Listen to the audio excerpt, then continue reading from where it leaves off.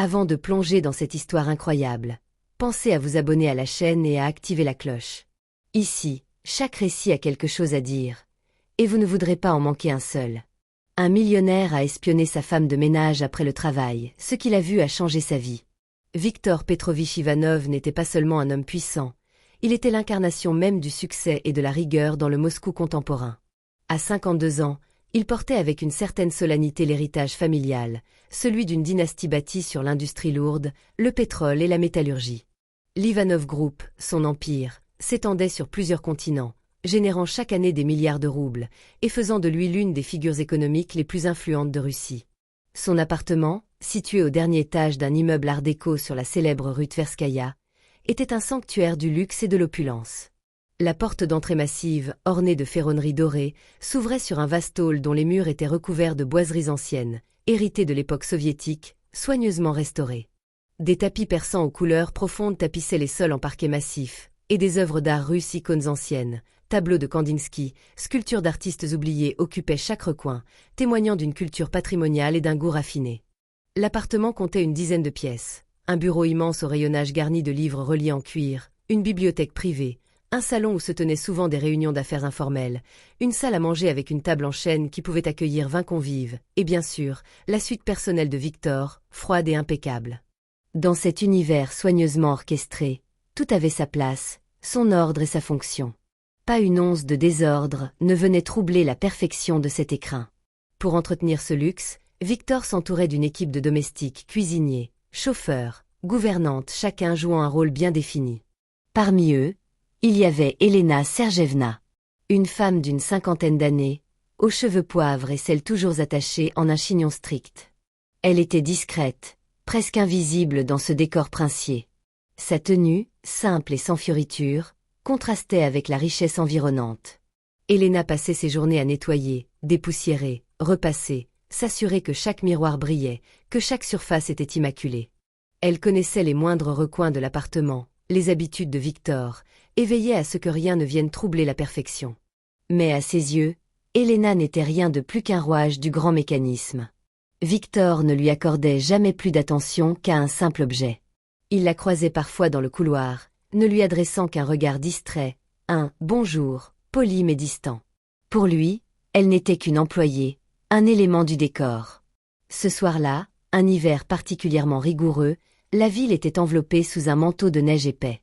Le vent glacial soufflait entre les gratte-ciels, faisant voler la neige en tourbillons. Viktor rentra tard, après une réunion d'affaires qui avait duré jusqu'à minuit. Le corps tendu, l'esprit encombré de chiffres et de négociations, il prit son verre de vodka avec une main mécanique, les yeux fixés sur la cheminée éteinte. Puis, presque malgré lui, une question s'immisça dans ses pensées. Que faisait-elle, Elena, après avoir quitté ce palais chaque soir?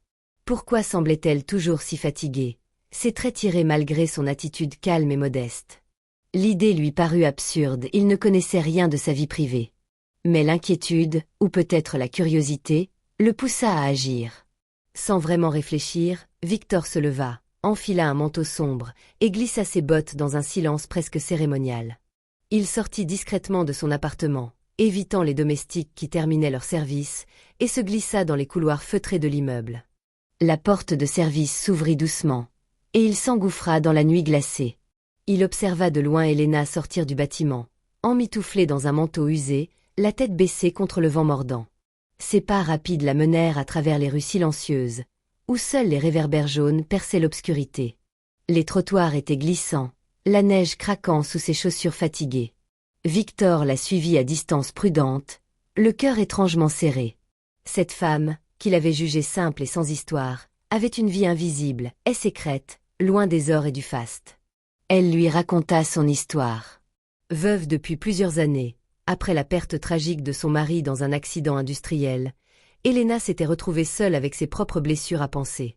Puis, par une succession d'événements douloureux, elle avait recueilli ses 3 enfants orphelins, dont les parents étaient morts dans un accident de la route. Ils n'avaient plus personne, confia-t-elle, la voix tremblante. Je ne pouvais pas les abandonner. Elle travaillait sans relâche, jour et nuit, multipliant les emplois pour leur offrir un toit, un repas chaud et un semblant de sécurité. Elena parla aussi de ses rêves brisés. Jadis institutrice passionnée, elle avait enseigné avec ferveur dans une petite école de province. Mais la vie, avec ses coups durs, l'avait contrainte à quitter cette vocation qu'elle chérissait. L'argent manquait, le temps aussi. Chaque jour, elle se sacrifia pour survivre. Victor écoutait, bouleversé. L'homme froid et distant qu'il avait été quelques semaines plus tôt commençait à se fissurer, laissant place à un homme humain, sensible et révolté face à cette injustice silencieuse. Il sentit monter en lui une envie profonde d'aider cette femme admirable, mais sans jamais lui ôter sa dignité. Ainsi naquit un projet. Victor proposa à Helena un plan discret mais ambitieux. Il financerait la scolarité des enfants, afin qu'ils aient accès à une éducation digne, loin des contraintes du quartier modeste. Il ferait rénover leur logement, pour qu'ils vivent dans un cadre plus sûr et confortable. Et surtout, il mettrait en place un programme de formation pour Helena elle-même, afin qu'elle puisse reprendre ses études et retrouver, un jour, le chemin de la salle de classe. Ce fut le début d'une transformation pour eux deux. Pour Victor, la découverte de cette vie cachée brisa les murs d'indifférence et l'amena à réévaluer ses priorités. Pour Helena, ce soutien inattendu fut une bouffée d'espoir dans une existence marquée par les sacrifices. Il sentit que ce qu'il allait découvrir ce soir changerait tout. Victor suivit Helena à distance prudente, son manteau noir battant au rythme de ses pas dans la nuit glaciale. Il quittait peu à peu le centre lumineux et luxueux de Moscou pour s'enfoncer vers des quartiers plus modestes, où les immeubles portaient les traces du temps, façades écaillées, fenêtres défraîchies, portes en bois usées par les ans. L'air semblait plus lourd ici, chargé d'une réalité bien différente de celle qu'il connaissait. Helena marchait vite, ses pas déterminés et ses épaules voûtées sous le poids invisible de ses responsabilités. Ils traversèrent des ruelles étroites où résonnaient les murmures de vieilles histoires, et où les réverbères projetaient des halos jaunâtres sur les pavés inégaux. Finalement, elle s'arrêta devant une porte basse, en bois grossièrement peint. Avec un regard furtif pour vérifier qu'elle n'était pas suivie, elle sortit une clé qu'elle inséra dans la serrure rouillée. La porte s'ouvrit avec un léger grincement, et Helena disparut à l'intérieur. Victor, le souffle court, se dissimula dans l'ombre, ses yeux s'ajustant à l'obscurité intérieure. Il pénétra discrètement dans le hall d'entrée, juste assez pour apercevoir ce qui se trouvait au-delà de la porte entr'ouverte. La pièce était petite, modeste, mais d'une chaleur humaine frappante. Les murs, couverts de papier peint décoloré, semblaient vibrer sous les rires des enfants qui s'étalaient au sol sur un vieux tapis élimé.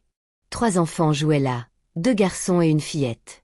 Leurs visages éclairés par des sourires radieux, ils manipulaient des cubes en bois avec une énergie innocente, inconscients des épreuves de la vie. Le plus jeune, un garçon aux joues rouges par le froid, riait aux éclats en lançant un cube à sa sœur, qui le rattrapait avec agilité. Helena, avec une douceur infinie, s'agenouilla près d'eux, sa voix basse et tendre remplie d'amour maternel. Elle les encourageait, les consolait, leur parlant comme une mère aimante, les yeux brillants d'une tendresse profonde. Victor sentit une boule se former dans sa gorge. Cette femme qu'il avait toujours vue comme un simple rouage de son quotidien était en réalité le pilier invisible d'un foyer fragile, une femme qui, loin de la richesse ostentatoire, portait sur ses épaules tout un monde. Helena n'était pas seulement une femme de ménage. Elle était mère adoptive. Elle avait pris la responsabilité de ses enfants, seule au monde, après qu'un drame cruel les ait laissés sans parents.